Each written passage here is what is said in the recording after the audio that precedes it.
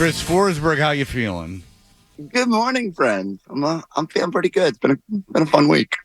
What was your take us through your evening a couple nights ago to the It, championship it, evening for you?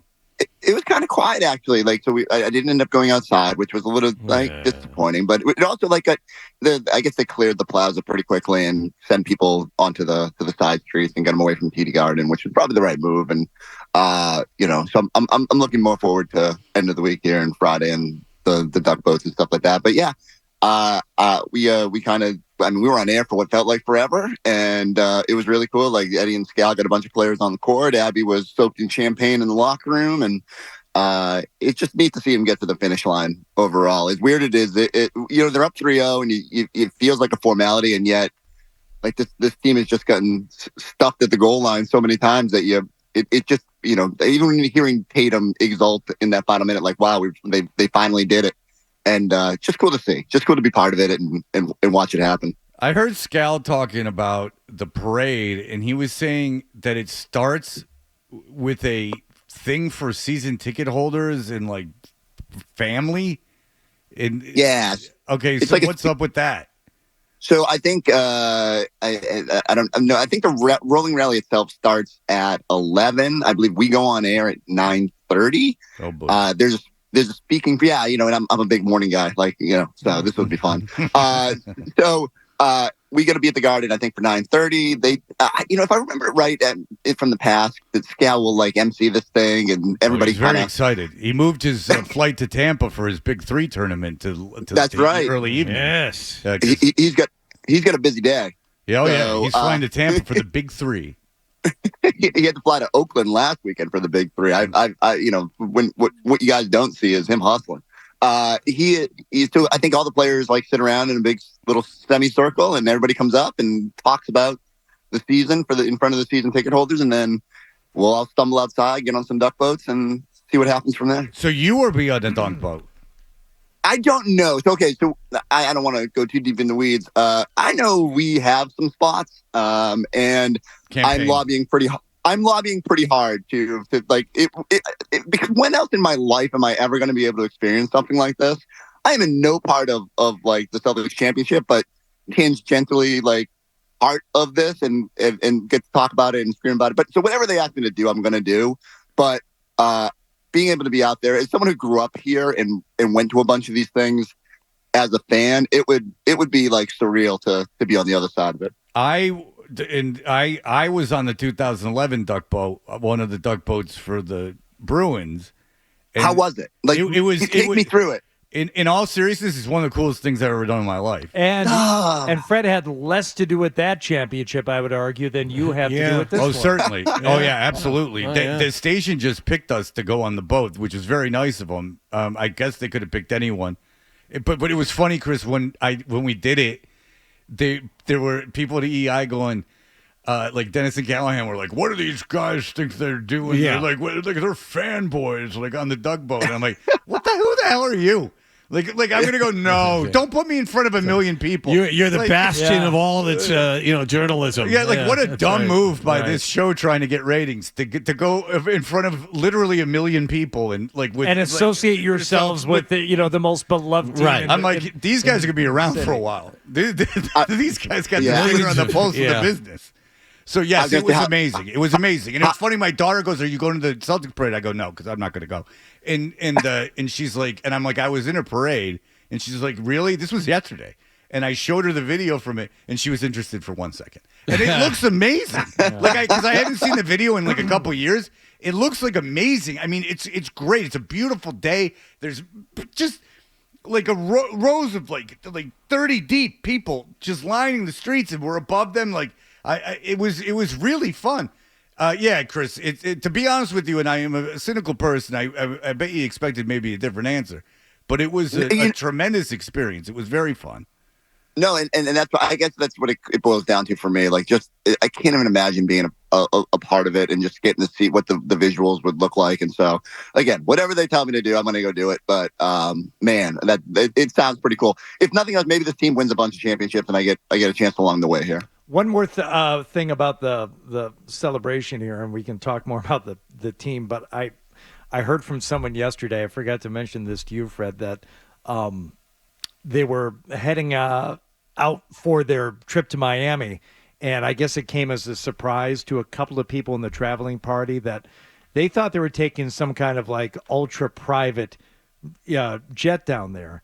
Came as a surprise to them that there would be a screening before they got on board because it was a charter through Delta or something, and it was an unpleasant surprise. That's all I'll say. I see. Wait, what? I don't understand. Go. Wait. Okay. So wait. They were heading, I don't know, maybe to Hanscom to get on this the Delta charter, but it wasn't explained as any kind of a commercial flight. It's like, no, we're taking you guys privately down to Miami to party, and just one or two people in the traveling party thought that meant, great, we'll just show up and get on the plane with whatever we want to go down there. Whatever ancillary things we can carry on board. Yeah. Okay. And it came as an unpleasant surprise. Yeah. Oh no, there will still be. There are people security at the bottom of the jetway with a table saying, "Please unpack your suitcases."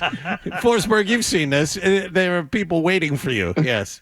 Yeah, I have not. I've never done the charter flight, but again, life goals. Eventually, I'll do that. I'll be a part of that. But I am fully also aware of being frisked by security. So then it turns out it's just my laptop. Yeah, and then they think cocaine. They're saying that we want me to stay up to take this flight. I mean, this is going to take a little marching powder here. I mean, we're not going to.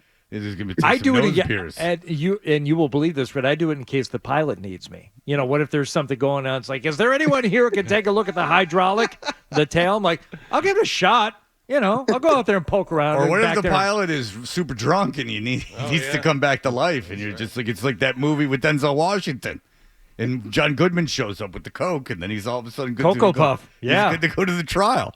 All right, here comes the banana boat. Here we go. All right. Now, Chris Forsberg, did you think if you had to vote for MVP, would you have voted, because it was a close vote for the NBA Finals, who would you have voted for? So I would have leaned Jaylen. I thought his defensive intensity and wanting to take on that challenge of guarding Luka was a huge reason why the Celtics won this series. I think you look at it overall, the Celtics defense played a huge role, and all the talk being about the best offensive backcourt in NBA history with Luka and Kyrie, and you know, as much as it's a luxury to have Drew Holiday and Derek White, Jaylen wanting that matchup, and you look at the numbers, like he really did a great job against Luka, considering how hot he was coming into this thing. Now, that being said, it's funny. I knew there was 11 voters, and I said they huddle before they decide. So you can do a little bit of collusion. And I said, I wonder if they have the Dallas guy vote for Luka, and then Jayson and Jaylen each get 5 votes, and they could have been co-MVPs, which would have felt like full circle moment for two guys that have been on this journey and kind of sharing everything, both good and bad, and to get it. But ultimately, they decided to vote in the 7-4 split. I think it's just reflective. I did wonder if Tatum had gotten to like a 30-point triple-double, whether that would have tipped it for him. And I don't know if 2 more rebounds would have been enough to do it. But yeah, I think the voters got it right with Jaylen. And most importantly, I'm like really happy that Jaylen got that moment. I know he got it with the Eastern Conference Finals MVP too, but he's been so good this year, and for him to see that celebration and to immediately call to Tatum and want to kind of share that moment with him was just really cool. The voters, so you vote, but it's not official until everyone gets together after they vote? Well, I think they huddle first, and then they all say, like, everyone says, hey, maybe make their pitch. And I was talking to Gary Washburn from the Boston Globe yesterday. He said that, you know, there was some chatter about, like, does Drew Holiday deserve to be in that conversation, especially considering how good he was in Game 5 and Game 1. And then they go put pen to paper, and I guess you can never quite know if which way people are going to lean. But yeah, you could have done a little bit of collusion there. All right, so now that the championship is behind us, and we're going to have the rolling rally, now it's down to business. The Celtics have some players to sign, and it's widely believed that they're going to get Derek White done. But I was watching Shams from The Athletic yesterday. He seems to think that this new Supermax for Tatum is going to be done by the end of the weekend. Yeah, you know, it's weird. The new CBA this year, you can start negotiating with your own players right after the season, and you got to wait to talk to other teams' free agents till that July 1 date, or maybe that even got moved up a little bit. But the Celtics could sit down with Tatum. And I mean, look, it's a formality. There's no numbers to discuss. I don't even know if there's an option year thing a part of it, or even if there was, you're going to give it to him. So, get to the finish line of that. Maybe while Derek White is in the dentist chair, see if you can get him to sign that 4-year, 123 contract and keep him around. Then it's just like Cornette and triggering Sam Hauser's option. I think there's a really good chance that just this thing looks very, very similar next year, maybe some small tweaks. They don't have a lot of flexibility based on the new rules and stuff like that. So as long as you got to keep this core together as long as you can, pay the ransom to do that, because harder decisions loom further down the road. But I do think they just kind of want to run this thing back. Yeah, kind of redefining the core at this point is always the exercise, but Derek White has to be a part of it. I think Hauser really made a case for himself, certainly during the postseason, as a guy that he seemed like one of these nice pieces and one of these nice things that you could have there, and unexpected points and just unexpected rebounds. But I think he asserted himself a little bit more throughout the playoffs as a guy like, oh no, he's not core, but he's core-ish. He's like core adjacent, and I think retaining him would probably serve them well. Every championship team has a player like that, right? Like a guy off the bench who's sort of vital to it all. I throw Pritchard in that mix too. Like his heaves throughout the postseason were ridiculously important. And when he signed that extension and got $9 million, a lot of people are like, $9 million for your fourth or third point guard. Like I think there's a role as like Drew Holiday ages that Peyton kind of either shifts into the starting lineup or is like just an even bigger piece of what they do. And Hauser is going to be weird. He's going to get some big money offers when he hits the market. We've seen it with Duncan Robinson and all that. But you're right. Like he defends now, and I guess he always defended. He's gotten even better at it.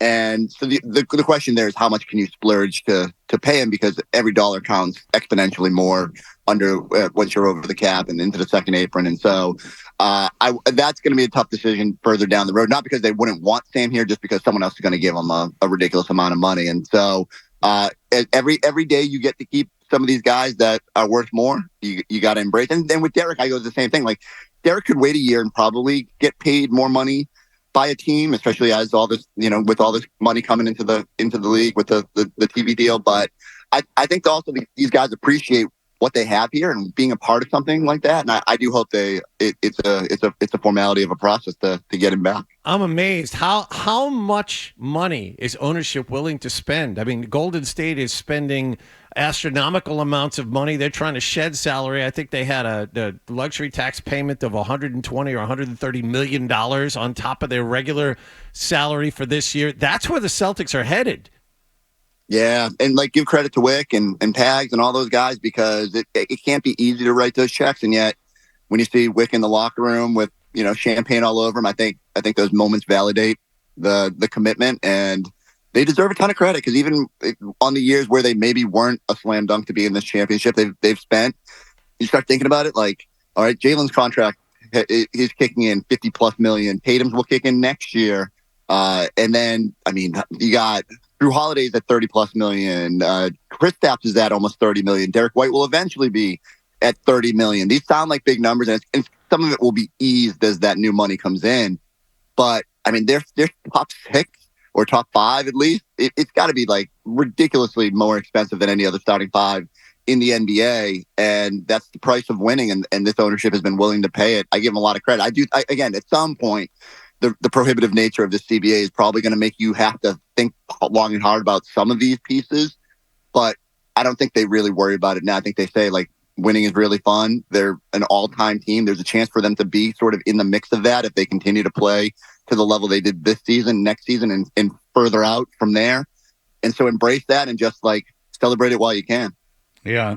I wonder if you're walking around that building, though, when you're not winning, you're paying two guys that much money, if you start to resent them a little bit. Oh, 100%. Like you like a fluky thing happens, an injury, and you get bounced in round 2, and man, it's painful. Like it cannot be fun writing those checks.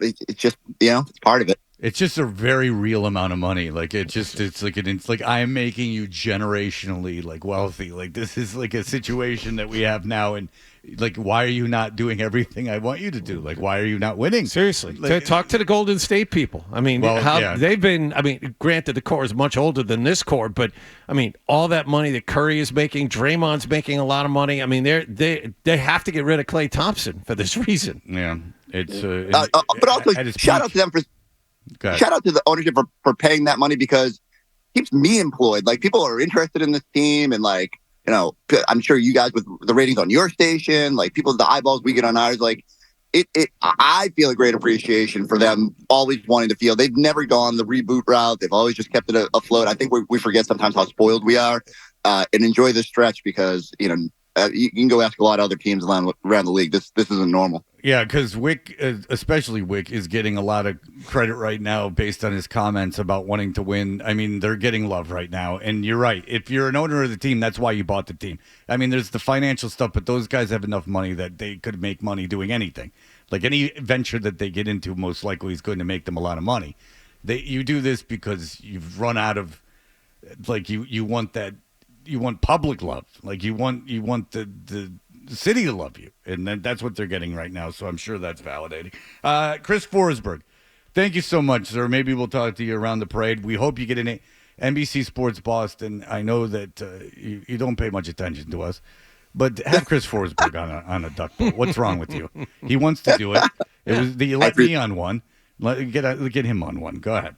I appreciate the support, boys. All right, there you go, Chris. Thanks so much for the time. We appreciate it. Later.